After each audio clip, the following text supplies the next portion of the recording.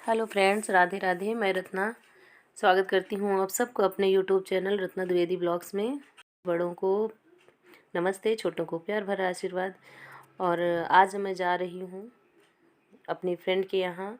वो केरल से पोस्टिंग आई हैं और उनका जो है कई दिनों से बुला रही थी, तो फाइनली आज हम लोग जा रहे हैं उनसे मिलने के लिए। और ये देखिए, ये हस्बैंड बाहर तैयार बाइक लेकर खड़े हैं।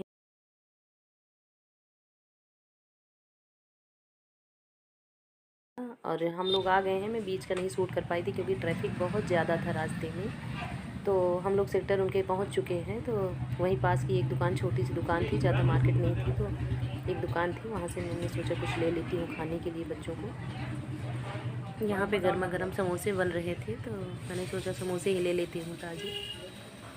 तो हमने पैक करवा लिए हैं और बस हम लोग यहाँ से निकल रहे हैं।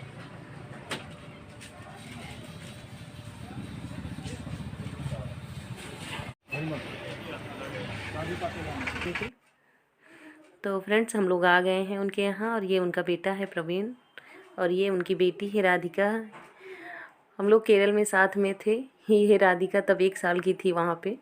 अब ये इतनी बड़ी हो गई है। इतने सालों के बाद वो लोग पोस्टिंग इधर आए हैं। देखकर बच्चों को अच्छा लगा, सब बड़े बड़े हो गए हैं। अंश और प्रवीण ये दोनों फ्रेंड्स थे, तो साथ में ही पढ़ते थे। तो ये इन दोनों को अभी भी खूब अच्छे से याद है एक दूसरे से। तो आते ही दोनों एक क्लोज हो गए, बातें करना मस्त हो गए दोनों एक साथ आपस में। अच्छा लग रहा था उन दोनों को। पर रौनक जो है राधिका को भूल चुका था, क्योंकि रौनक उस समय 7 महीने 8 महीने का था। तो उसको अच्छा नहीं लग रहा था। वो एकांत में अकेले अकेले बैठा था पहले स्टार्टिंग में। उसको समझ में नहीं आ रहा था मैं किसके साथ बैठूं, किसके साथ बोलूं। और ये मेरी फ्रेंड है। 6 साल के बाद हम दोनों लोगों की मुलाकात हुई है यहाँ दिल्ली में फिर से। तो हम लोग 6 साल पहले यहाँ आ गए थे। इनका ट्रांसफ़र अब हुआ है, इनके हस्बैंड का। तो अब ये लोग दिल्ली में आए हैं, लेकिन अब हो सकता है कि हमारा ट्रांसफ़र फिर हो जाए यहाँ से। फिर भी सही मुलाकात तो हो ही गई, भले ही थोड़े ही दिन का साथ रहा तो क्या हुआ। अच्छा लगता है जब पुराने दोस्त मिलते हैं फिर से कहीं यूनिट में। तो जल्दी कहाँ किसी से मुलाकात हो ही पाती है। यहाँ पे रौनक बोर हो रहा था, घर चलने के लिए बोल रहा था। उसको अच्छा नहीं लग रहा था क्योंकि वो किसी को जानता पहचानता नहीं था। वो घर से ही आने के लिए तैयार नहीं था। कह रहा था मेरा तो वहाँ कोई दोस्त है नहीं, मैं क्यों जाऊँ। मेरी फ्रेंड बेचारी परेशान थी भाग भाग के सब व्यवस्था करने में। खाना भी बना के रखी थी, नाश्ता भी बनाई थी, पर हम लोग देर से गए थे, खाना खा के गए थे। हस्बैंड ड्यूटी से आए, उसके बाद खाना खा के हम लोग तब घर से निकले थे। तो किसी को कुछ खाने की इच्छा नहीं थी। साथ में आके वो भी उन्होंने कहा कि बैठो थोड़ी देर बातें कर लेते हैं। फिर शाम भी होने वाली थी। हम लोग देर से गए थे, 3 बजे करीब गए थे।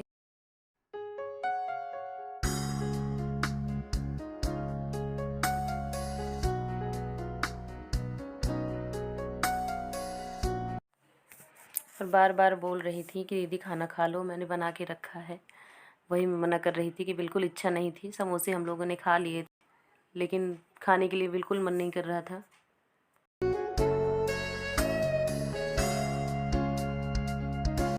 थोड़ा ऐसा थोड़ी होता है। यहाँ घर आए हम भूखे ना मिलनी। अरे तो खाए ना, खाली तो थोड़ी ना है। खा तो लिए ना। आई ये रात में चटनी गिरा दी थोड़ा अच्छा लेके आ रही। कोई नहीं। और इधर भैया और मेरे हस्बैंड अच्छा ये दोनों लोग दूसरे रूम में बैठे थे। वो लोग अपना बातें कर रहे थे आपस में, और हम लोग दूसरे रूम में थे। तो वही बोल रही थी कि चलो छत पे घुमा लाती हूँ एक बार। एयरपोर्ट बिल्कुल नज़दीक था उनके रूम से। कहाँ जाऊँ? बच्चों को कह रही थी चलो छत पे, तुम लोगों को एयरपोर्ट दिखा मैं देती छत पे जा हूँ रही छत थी। से। हाँ आ गई आ गई। मुझे समझ ही नहीं आ रही।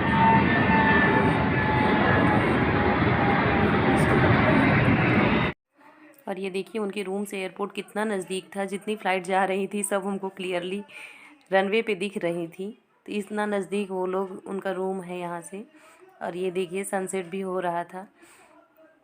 तो थोड़ी देर हम लोग छत पे ही घूम रहे थे, अच्छा लग रहा था। और फिर सब लोग नीचे आ गए थे। अब देखिए रौनक भी सब लोगों से घुल मिल गया था अब थोड़ा थोड़ा। और सारे बच्चे आपस में मिलकर लैपटॉप बैठे देख रहे थे, चला रहे थे। वो प्रवीण पुरानी बचपन की फ़ोटो दिखा रहा था जब ये लोग साथ में थे,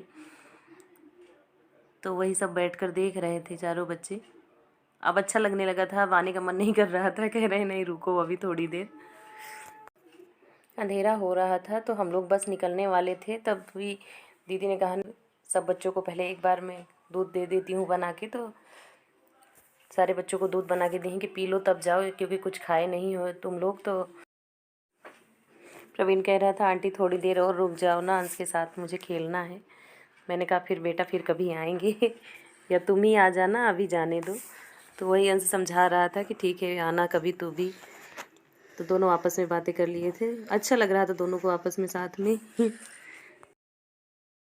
जब हम लोगों का केरल से ट्रांसफ़र हुआ था तो अंश रास्ते में बहुत रोया था प्रवीण के लिए, बोला मेरा बहुत अच्छा दोस्त छूट रहा है।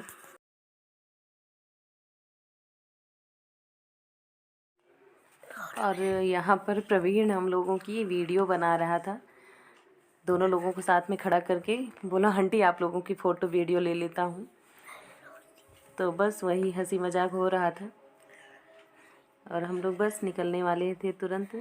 और ये आ गए नीचे, ये 4th फ्लोर में रहते हैं। काफ़ी अंधेरा हो गया था, ये देखिए हम नीचे आए हैं छोड़ने हम लोगों को।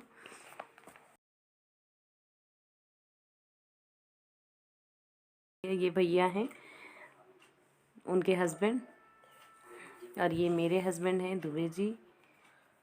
तो भैया तैयार हो रहे थे कि काफ़ी सकरी गलियाँ थी, मोड़ थे काफ़ी, तो रास्ता कहीं भटक न जाए हम लोग फिर से, तो इसलिए भैया भी तैयार हो रहे थे। बोले चलो तुम लोगों को थोड़ी दूर तक क्लियर रोड तक पहुंचा देता हूं ताकि सीधा रास्ता पकड़ के तुम लोग निकल जाओ। तो ये भैया भी हम लोगों के साथ में थोड़ी दूर, प्रवीण और भैया दोनों लोग साथ में आए थे छोड़ने हम लोगों को। आगे आगे वो लोग हैं, पीछे से हमारी बाइक है।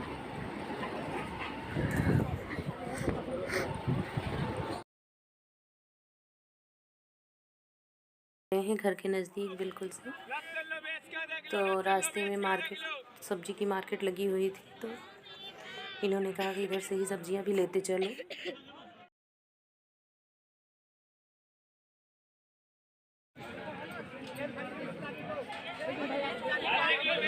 ये देखिए मार्केट में भीड़ इतनी ज़्यादा थी, इतनी बड़ी मार्केट थी, तो मैंने गाउन पहन रखा था, मुझसे संभल नहीं रहा था, यहाँ पे चलते नहीं बन रहा था। किसी तरह समझो ले लिया है बस, तो संभाल के, और जो बैग लेके गए थे हम लोग उसी में सब्जियां डाल के तब लेकर आए।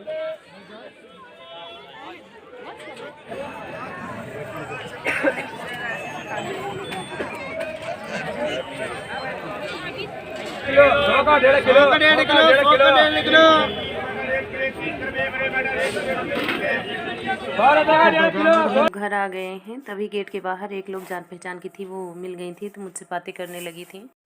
इस वीडियो का मैं यहीं पे एंड करती हूँ, आप लोगों से मैं फिर मिलूँगी नए ब्लॉग के साथ। तब तक के लिए आप सब से राधे राधे।